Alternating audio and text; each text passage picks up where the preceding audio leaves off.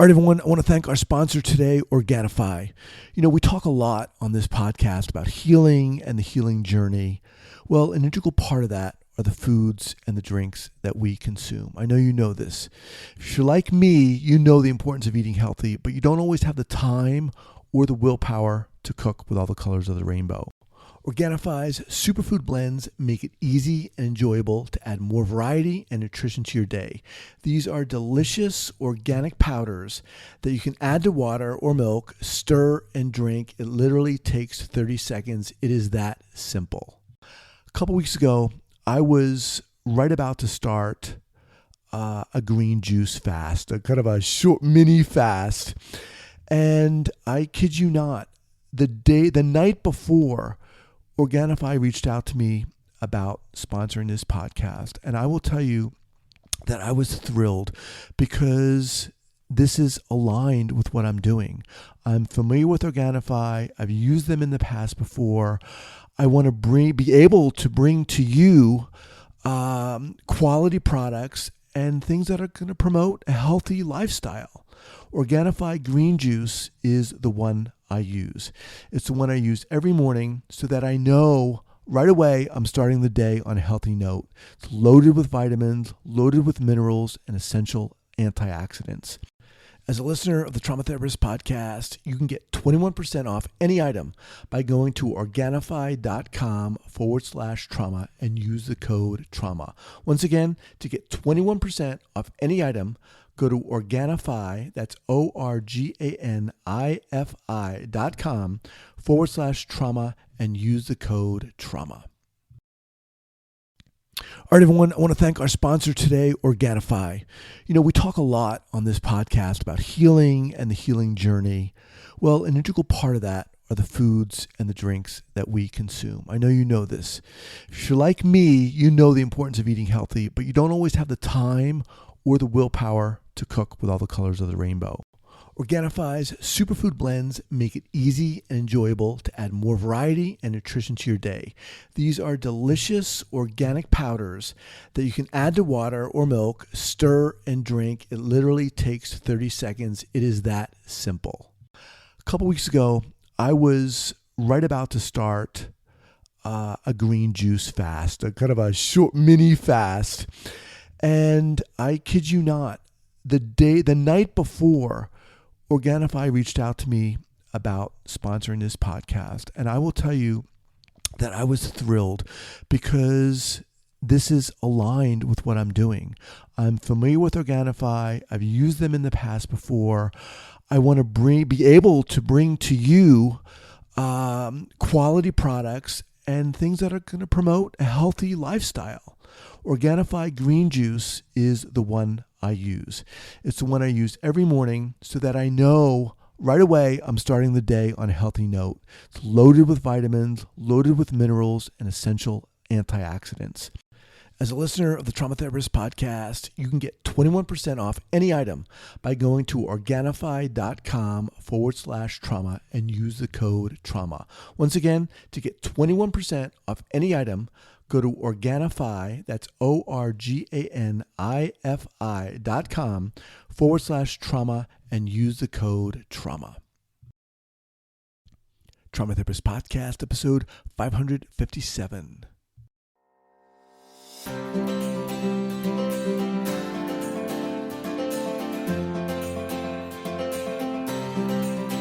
All right, welcome back to the Trauma Therapist Podcast. My name is Guy McPherson. My mission is to raise the awareness of trauma and to support and inspire new trauma therapists just starting out on the trauma-informed journey.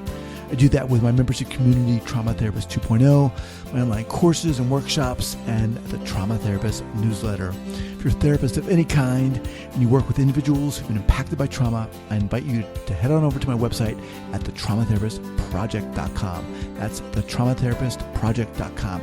All right, let's get started. All right, folks, welcome back to the Trauma Therapist Podcast. I am very excited to have back here to the podcast, Judy Weaver. Judy, welcome. Hi. So glad to be here, Guy. All right, Judy, welcome back.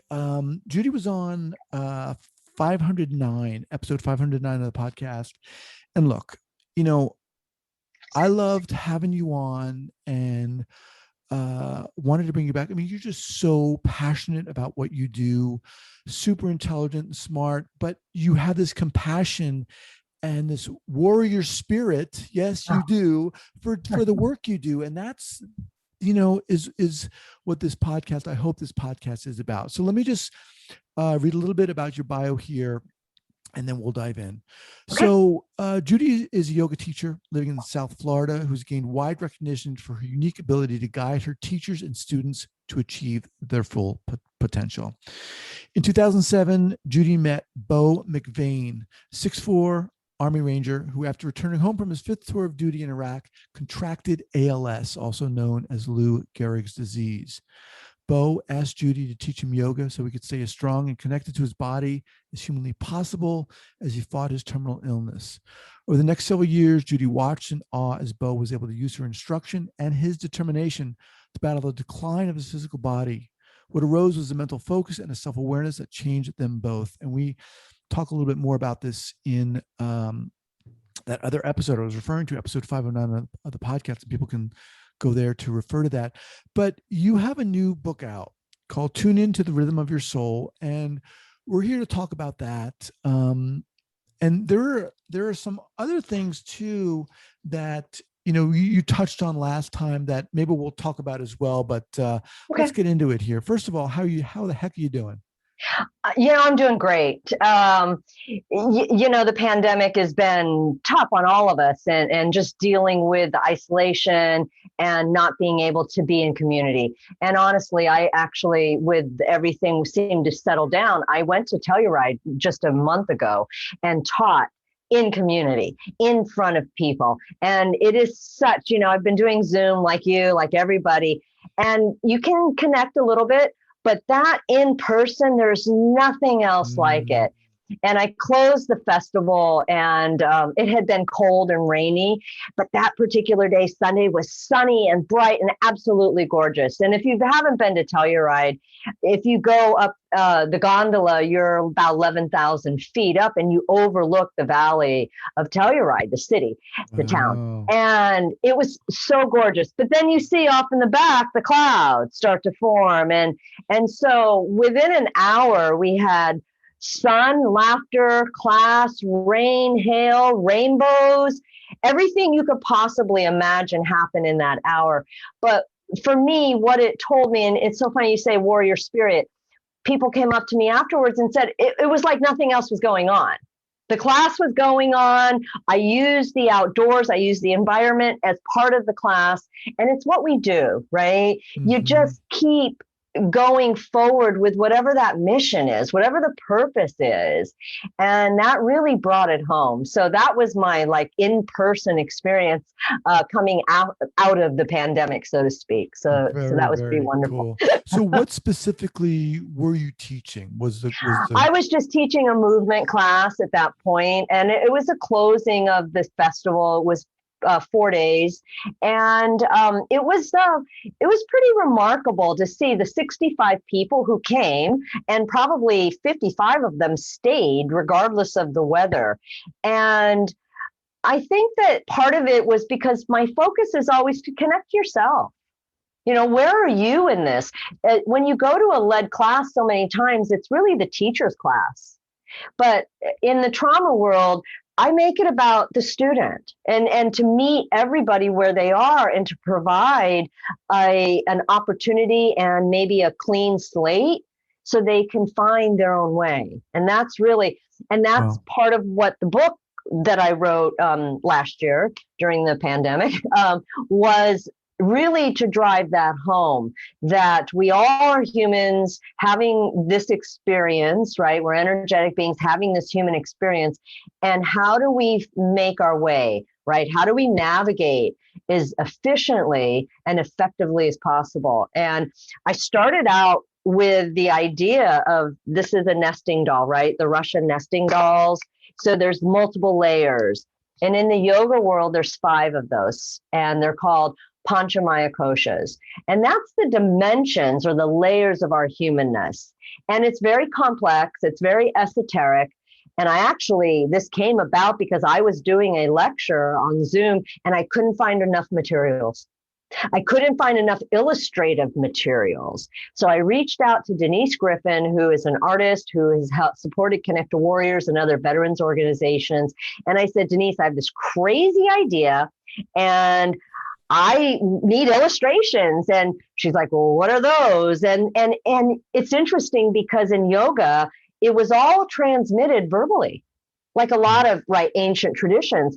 There wasn't anything written down. There's certainly no Google. There was no podcast to learn this. It was literally translated by communication verbally. And Denise lives in Massachusetts. I'm here in South Florida, and that's how we did it. So I think that in and of itself, I am so proud and honored to work with her. She would take my scribbles, she would listen to my stories, and the output was, so here's the cover, was this amazing art that really illustrates these thought-provoking ideas and concepts. And it was really intended to be a simple guide for people that would be experiential on how can they navigate themselves through life to maximize their human potential. So let's break it down here. I want to go back a little bit. What was the impetus for the book? So, we talk a lot about in trauma is that connection back to ourselves. And we know that trauma disconnects mind, body, really specifically. And I'm always of the belief the body is priority. Movement. We're about movement. If you think about 90% of the brain, output is based on movement. It takes in all this information 24/7, but it only generates a little bit of maybe 10% it responds to the requests coming in. And 90% of those requests are movement based. So the body to me is pretty priority. But yet we have the mind and how that gets involved. And I think kind of messes us up a lot as far as we're animals. And from that perspective, being able to understand that we are not just this, what you see on the outside. This is the easy part, kind of, the physical. You can see it, you can touch it, you can kind of understand it. When you start to go inward, and then we talk a lot about that with mindfulness, going inward, finding stillness inside. Those that are dealing with trauma, that's the scary place. That is really the scary place. But I'm always about awareness, right? That's why I use the word trauma conscious as opposed to informed or sensitive, because once you're aware of something, you can address it. But if you have no acknowledgement, and they say that ignorance is bliss, that's really true. If there's no awareness, there's nothing to change. There's nothing to do about it. And I really, truly believe if people understand how our mind functions, the little habitual patterns that we do, and how our body, mind is energetic layers and how that all works together, you can understand that. And I'll show you here. So here's my very center. And from the nesting doll perspective, if we're saying this is the center, our soul, or I'm calling it our SIM card, just like a cell phone, right? Mm-hmm. Only one uniquely in the world, that number. And so you have the big physical, but yet you're wanting to connect here. And what we know with trauma is all of the layers in between are disconnected. So how can you, understand about the layer, that it exists? What is it responsible for? How does it work? And then how do you get to the next layer? Because if you can connect to the physical, you can connect to the energetic, or we call it pranamaya, right? That energy layer, chi. And then you can connect to what we call manomaya, which is all of that stuff going on in our heads. We call that monkey chatter, right? Mind chatter. And then you move into Vijnanamaya kosha, which is mostly the idea of the intelligence and intellect. What do we know? Mm-hmm. What do we know, and how do we know it in relationship to everything else? Then you can come to Anandamaya kosha, which is really bliss and joy and peace and freedom. And that's what I have found is Mostly every decisions we make and do not make are fear-based. And so how do you have freedom from fear, knowing fear is real, fear is safe, fear is important, but yet be able to continue moving forward? So that was really the impetus. Now, is this book solely for people who've been impacted by trauma? No, this book is for anybody. Okay. And anybody. And it's for the yoga world. It's for mainstream. So here's one of the illustrations. Ooh, nice. Right.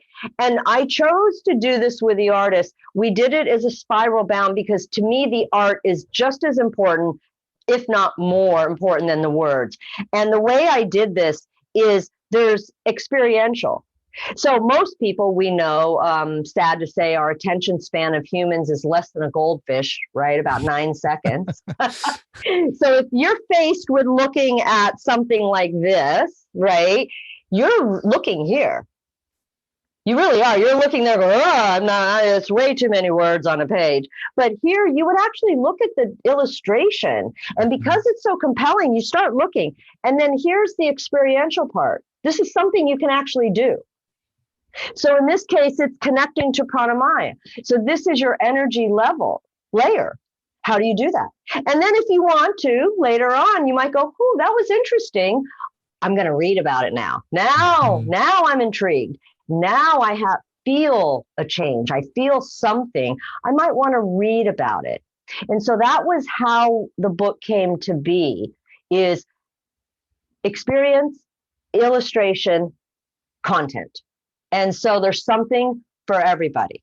I really liked your analogy with the nesting dolls and getting to that core, that center. We all know that's not always easy, and there's a lot of fear there. Yeah. What is the first layer? Is that the physical? That's the physical, and that's called Annamaya Kosha. So Anna in Sanskrit means food. It's the outer sheath of us.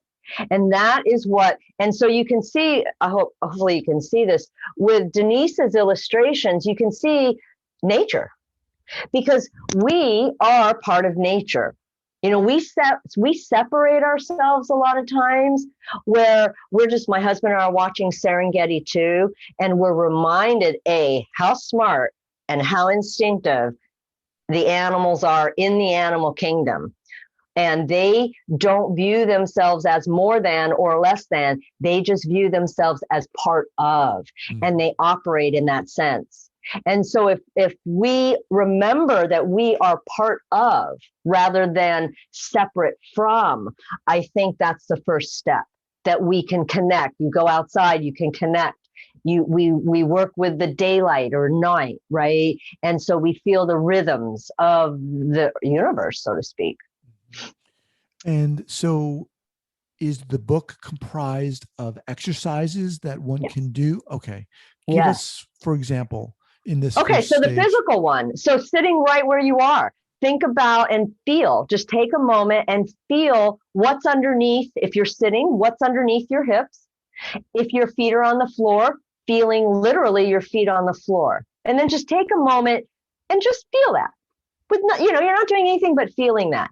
Now take a moment and feel the body parts that are not touching the floor, the chair, and feel those.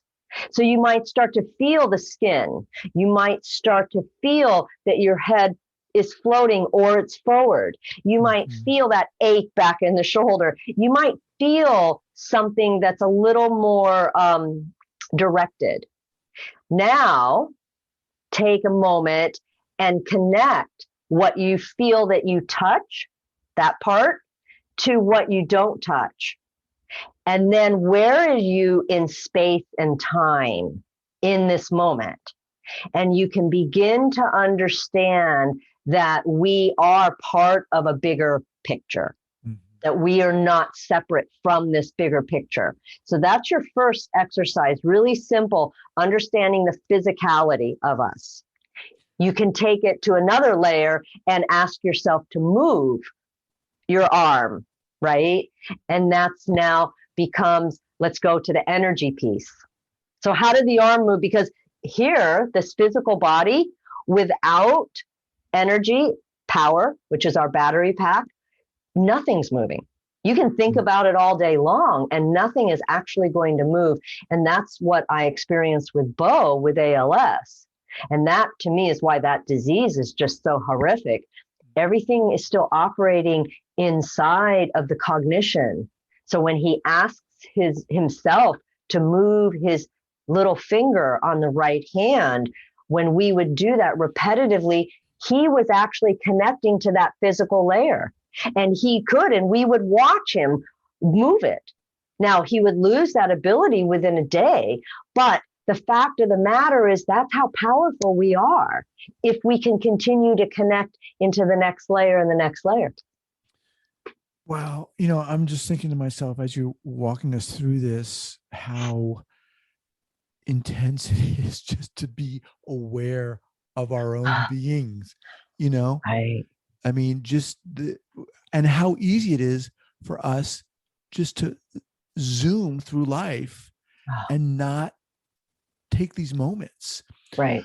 So the first layer, what's the second layer? Second layer is what I call our battery, our energy pack. Okay. So that's the pranamaya. In Sanskrit, prana means chi, energy, life force, you know, and we know about that from different other traditions. So that would be the fact that, and I use this all the time, consciously breathing. If you're not breathing, right, you're not existing. But how many times a day do you sit back, Guy, and know that you're consciously inhaling and exhaling? Right? Right, definitely. We take that for granted. and that's part of what has happened in our evolution is we really don't even think about it. And even yoga practitioners or athletes, where what they're physically working on, right, in the physical practice of yoga, it is not all, but it is a great deal about synchronization of breath and movement. And we know with our high level athletes, it really fuels them, breath and movement. I just watched the movie 100-Foot Wave. Oh, and, yeah. Right. Oh, my gosh. First off, I didn't know the waves ever got that big in Portugal. Secondly, I understand that part of the training for these big wave surfers, we lived in Half Moon Bay for several years, so very familiar with Mavericks and all of the tow-in, and is about they do what is called a Kriya Nali, because it's about how do you stay under the water for possibly a minute, keep all of your mind functions and your physical functions. So you have to be able to restrain your breath. And so that's part of it, understanding how breath is our life force, but breath is also a tool we can utilize a lot of times. It kind of checks in on where are you in this moment. Now, we know that sometimes, not definitely every time, but sometimes individuals who've experienced trauma have an aversion to going in and experiencing the body. Where's all this within this context here? Right. So the exercises are so gentle, and it's an offering of an experiment. So in that's super important. That I agree. So I'll just read this a little bit. Begin conscious breathing and notice how your body is breathing. Start to feel yourself breathing. As you notice speed, duration, and length of the inhales and exhales, bring your attention to the rhythm of the energy moving through your body, your heartbeat, your blood pressure, your digestion. This is the unseen force, which is the dimension of this kosha, or this layer. So I wrote this not for trauma survivors, but always, as you know me, in the back of my mind is always that, because it is the scariest place to go by yourself is inside. And I wanted people to take bite-sized chunks. Start at the outside gross layer. You can do that. and then begin to move in deeper and deeper. Read about it, understand about it. In the veteran world, I find that they are so inquisitive. They just want to understand. They want that awareness. Mm-hmm. And if you can explain it to them, they'll give it a go. Right. Let me just remind everyone that I'm speaking with Judy Weaver. The book is Tune Into the Rhythm of Your Soul. People can get this where? They can get it on my website, Bodymind Recalibration. They can get the digital version on Kindle, on Amazon. I don't recommend that version only because of the art. If you don't care about art, it's fine, because it just doesn't do it justice. I mean, we chose to spend money on the book, the quality, it's silk, because of the art. The art to me is so important. So I had a shirt made. So this is a picture that Denise had done for a different illustration, and I hijacked it for the book with her permission, of course. And when you look at it, you have the moon and you have these ducks, right? And you have the earth. And there's one little duckling that took the risk, right? Of let's latch on. And so that's the title of What If You Were Not Afraid? Mm-hmm. Right? What is possible for you if you were not afraid? I love that question. And that's really what it's about. And the illustration of the duck is this duck was not afraid. He took a chance, or she took a chance. They took a chance. Whomever took a chance. The duck took a chance. And right, I know I'm trying to cover all bases here. And I think that's the biggest problem for all of us, is that fear. I know whenever I've made a significant decision and I didn't go with my gut, I went with my thinking mind, it was always wrong. Mm-hmm. And those times I chose not to make a decision out of fear, that was also wrong. But when you face fear, whatever that might be, and you can face it head on and address it, and then move beyond it, that to me is the growth, right? That's the growth. I look at, there's courage, right? The word courage, thinking about Wizard of Oz, the lion needed courage. He felt he didn't have courage, but all along he did. But the fear was in front of the courage, and he could never get past that fear factor. But once he did, once there was something bigger than him, and he was able to go over or around the fear, he saw his own courage. And when I think of our warriors, especially, and our first responders, these are individuals who have moved towards fear. And they move towards fear with an open mind and heart sometimes. And I think that courage is just beyond. Truly, they know what the life and death consequence could be, but yet they do. Mm-hmm. And they do with grace. What is your hope for this book? My hope is that it gets in people's hands. Because I believe that if education is the key to freedom, and I believe that I put enough simplistic and real world in conversation in the book, I use a Game of Thrones piece because it's so important to be relevant. Mm-hmm. And yet it's ancient. So there's a bit of that in the illustration. So I tried, and I wasn't trying to be, everything to everybody, but I was trying to give enough so that if you were a layperson, you were a yoga practitioner, you were a yoga teacher, a yoga therapist, you were a child. I have, oh my gosh, a young girl. I think she's only 8, and her mother are reading the book. And then her mother gave her the nesting dolls for her birthday. And I watched a video, and it's the most beautiful thing. She actually understands this. That's my biggest wish, Guy, so that everybody can understand that. If children can understand this, imagine their ability to navigate life because life isn't easy. And when you say understand this, what do you This meaning the humanness, our layers of our humanness, how our mind works, our monkey chatter. How is it that we have the ability to get stuck, right? And I call that analysis paralysis, right? Because you've probably done this. I've done that. I've got my pros and my cons, and I'm going to keep adding to the list until my list is 12 miles long. And now I can't even read the whole list. How am I supposed to make a decision, right?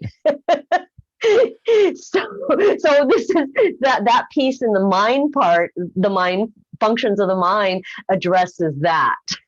Awesome. So, all right. Once again, as we kind of close out here, the book is called Tune Into the Rhythm of Your Soul.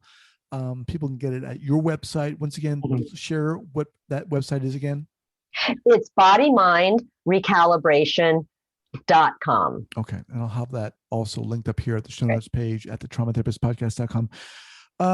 Judy, it's a breath of fresh air talking to you. I mean, you bring it right down into the core of what it is, what it means, and you don't sugarcoat it.